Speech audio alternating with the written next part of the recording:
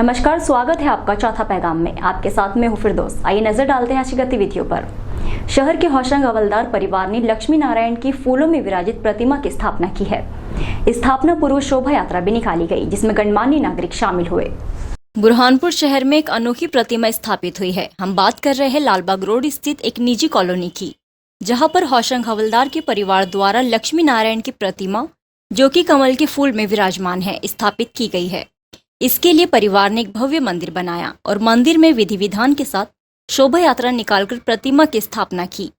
इस रैली में भागवत भूषण हरिकृष्ण मुखिया मुख्य अतिथि के रूप में मौजूद थे। रैली कॉलोनी में भ्रमण कर मंदिर पहुंची। यहाँ पर विधि विधान के साथ मंदिर की स्थापना की गई। भागवत भूषण हरिकृष्ण मुखिया ने बताया कि इस तरह की प्रतिमा अभी तक केवल बुरहानपुर में ही देखने को मिली।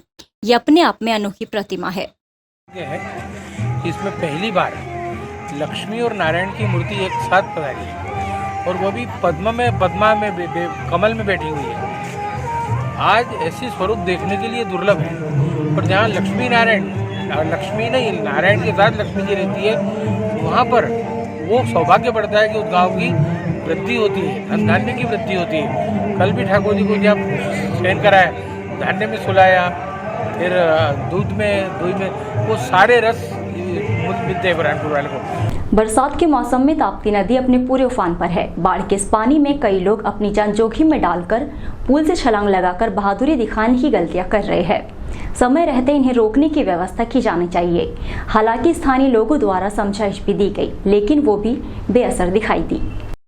बारिश के चलते अभी सभी नदी नाले उफान पर चल रहे हैं। इसी बीच बुरहानपुर से एक लापरवाही की तस्वीर सामने आ रही है। यहाँ पर ताप्ती नदी के 40 फीट ऊंचे पुल से युवक स्टंट बताने के लिए छलांग लगा रहे हैं और नदी से इस पार से उस पार जा रहे हैं, जिसमें कई नाबालिग युवा भी शामिल है। जब इस पूरे मामले में प्रत्यक्षदर्शियों से बात की तो उनका कहना है कि जो युवक ताप्ती पुल पर से छलांग लगा रहे हैं, उन्हें तैरना आता है, लेकिन शायद वह ये भूल गए कि इस वक्त ताप्ती नदी का जल स्तर बढ़ा हुआ है और पूर के पानी में अच्छे तैराक पानी की गहराई को भाप नहीं पाते हैं और डूब जाते हैं। जब युवा स्टंट दिखा रहे थे तो मौके पर ना तो कोई पुलिस जवान मौजूद था और ना ही सुरक्षा के कोई इंतजाम मौके पर मौजूद थे। स्थानीय लोग भी युवाओं को मना कर रहे हैं, लेकिन मानने को लोग तैयार नहीं है। नहीं, बच्चों को आदत है देखने की आदत। हाँ, आप लोग स्टैंड बता रहे हैं। हाँ, के लोग हैं सब। ये मासूम बाबा के आसपास का लगता नहीं घटना हो जाए, कोई दिक्कत हो जाए तो तैरा के बच्चे ये बच्चों को जितना मना करो वहाँ उतना मानते नहीं है। अब अगर इनको मना करो तो इनके माँ बाप लड़ने आते हैं, इसलिए हम मना नहीं करते। तो यहाँ देखा हादसे भी होते रहते हैं। हाँ, हादसे भी होते रहते हैं। ये हमने वहाँ फोर्स लगाया है और उस तरफ से जैनाबाद तरफ से शिकारपुरा से लगाया है और कोतवाली, मतलब इस तरफ से कोतवाली वालों ने बल लगाया है। मेरे को मैंने हिदायत दी है वहाँ पुल पे किसी को भी नहीं आने देंगे। आवागमन रहेगा, पर इस टाइप की जो आवारा टाइप घूम रहे हैं लोगों को वहाँ से हटाएंगे। शिक्षा अधिकार अधिनियम अंतर्गत प्रवेश की अंतिम तारीख सोमवार 26 जुलाई रखी गई है, लेकिन प्रक्रिया में हो रही देरी से अभिभावकों में आक्रोश है। शिक्षा का अधिकार अधिनियम के तहत बुरहानपुर में विकास खंड अंतर्गत लगभग 10,000 बच्चों ने आवेदन किया, जिसमें 25% 24 बच्चों का एडमिशन होना था। फिलहाल 17 बच्चों का एडमिशन हुआ है। 26 तारीख सोमवार को आखिरी तारीख है। स्कूल वालों को MPRT ऐप पर बच्चों का फोटो लेकर रजिस्टर करना है। यदि इसको संचालक द्वारा रजिस्ट्रेशन नहीं किया गया तो बच्चे RTA से बाहर हो जाएंगे। इसकी सारी जवाबदारी स्कूल प्रबंधन की होगी और शासन स्कूल प्रबंधन के खिलाफ कार्रवाई करेगा। राजकुमार मंडलोई BRC ने बताया कि नियमानुसार सभी बच्चों के फॉर्म लिए जा रहे हैं। वही फॉर्म जमा कराने आए अभिभावक समय को लेकर विरोध करते नजर आए। अभिभावक का कहना है कि वह सुबह से आए हुए हैं और मौके पर कोई मौजूद नहीं है। अरे दिक्कत ये जा रही है कि सर लोग आ रहे नहीं है टाइम टेबल पे। उनका टाइम टेबल बराबर फिक्स करो जरा, पब्लिक परेशान हो रही है। हम सुबह 9 बजे से आए हुए हैं। अच्छा, यह बच्चे का ITA के अंदर लॉटरी के माध्यम से नाम आया हुआ है, तो आज का दिन अंतिम है, लेकिन अभी तक साहब का पता नहीं है। कब से आए आप लोग? हम लोग कम से कम यहाँ पर 10 बजे से आए हुए। RTA के तहत रामपुर ब्लॉक के अंदर कुल 10,000 बच्चों ने आवेदन किए थे, जिसमें 2400 बच्चों का लॉटरी लगना थी। अभी फिलहाल 1700 बच्चे लॉटरी लगी गई है। इसके बाद लास्ट डेट है 26 तारीख। लास्ट डेट है, बच्चे का साइन होने के बाद बच्चे सीधे एडमिशन स्कूल में लेंगे। और आप स्कूल वाले अगर आप उसको कार्रवाई नहीं करी तो बच्चे बाहर हो जाएंगे। प्रदेश सरकार द्वारा कक्षा 11वीं और 12वीं की कक्षाएं कोरोना गाइडलाइन का पालन करते हुए शुरू करने के आदेश दिए हैं। सोमवार को सुभाष उत्कृष्ट विद्यालय में स्कूली विद्यार्थी पहुंचे।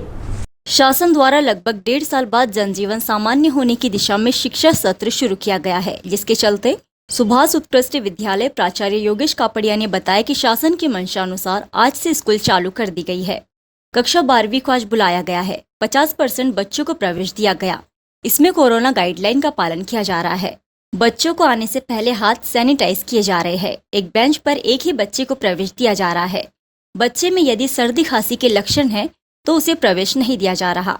कई बच्चे आए ही नहीं है। बच्चों में कमी आई है। प्रवेश के लिए पालक की सहमति का पत्र भी जरूर लगेगा। देखिए, शासन ने जो कोविड के नियम का पालन करने का किया उसका हम अनुसरण कर रहे हैं। सभी बच्चों के हाथ को सैनिटाइज कर रहे हैं। सोशल डिस्टेंसिंग का पालन किया जा रहा है। सभी बच्चे मास्क लगा कर आ रहे हैं। अपनी अपनी पानी की बोतल लेकर आ रहे हैं और एक बेंच पे एक ही बच्चे को बिठाया जा रहा है। दूर दूर उनको बिठाया जा रहा है। तो करीब हम समझते हैं कि साल भर हो गया है।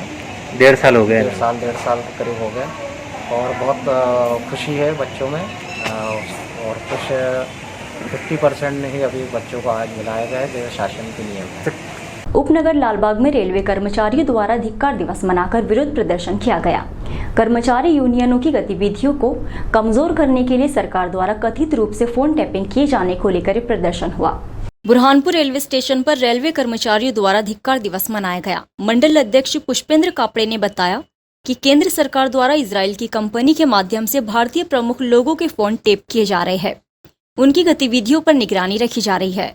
ऑल इंडिया रेलवे फेडरेशन के महामंत्री शिव गोपाल मिश्रा, इनका फोन भी जनवरी 2019 से लगातार टैप किया जा रहा है, क्योंकि श्री गोपाल मिश्रा ने बोनस के समय हड़ताल की चेतावनी दी थी।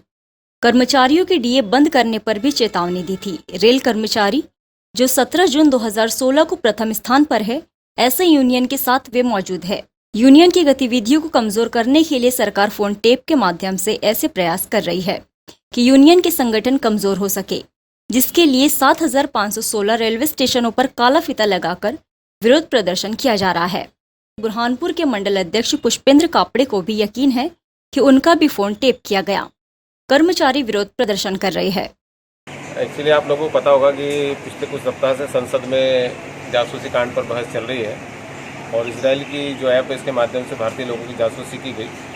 उस जासूसी में नेशनल मजदूर यूनियन और ऑल इंडिया फेडरेशन के महामंत्री श्री शिव गोपाल मिश्रा जी की भी फ़ोन को, जो हमारी यूनियन के सबसे बड़े लीडर है, जनवरी 2019 से टेप किया जा रहा था। उनकी गतिविधियों पर निगरानी की जा रही थी। चूँकि शिव गोपाल मिश्रा जी द्वारा पिछले बोनस के समय पर सरकार को हड़ताल की चेतावनी दी गई थी। डीए के समय में सख्त रूप से कहा गया था कि हम केंद्र सरकार के जितने कर्मचारी रेलवे में कार्यरत हैं वो सभी लोग हड़ताल पर जाएंगे, आप कर्मचारी के हितों को अनदेखी नहीं कर सकते। तो उनकी गतिविधियों को लगातार वॉच किया जा रहा था और ये संविधान में हम लोगों को ये अधिकार दिया गया हम अपनी निजता के अनुसार, हमारा जो निजी वक्त है उसको किसी और को नहीं मालूम होना चाहिए, लेकिन संविधान के नियमों को तोड़ते हुए, संविधान का उल्लंघन करते हुए हमारे नेताओं का इन्होंने फोन टेप किया है। और हमारी जो गतिविधियाँ यूनियन संचालित, इसका एकमात्र लक्ष्य है यूनियन को कमज़ोर करना और जो रेलवे का निजीकरण हो रहा है उसको बढ़ावा देना, क्योंकि हम निजीकरण का सख्त विरोध करने वाले फेडरेशन, महीने में एक आध बार उनसे कभी ना कभी बात हो जाती है। निश्चित तौर से हमारा फ़ोन दोनों के बीच जो वार्तालाप हुआ यूनियन के संबंध में वो भी कहीं ना कहीं टेप हुआ होगा। तो इसका विरोध करते आज पूरे भारतीय रेलवे के 7516 रेलवे स्टेशन पर हम लोगों ने धिक्कार दिवस के रूप में काली पट्टी लगाकर विरोध प्रदर्शन किए हैं।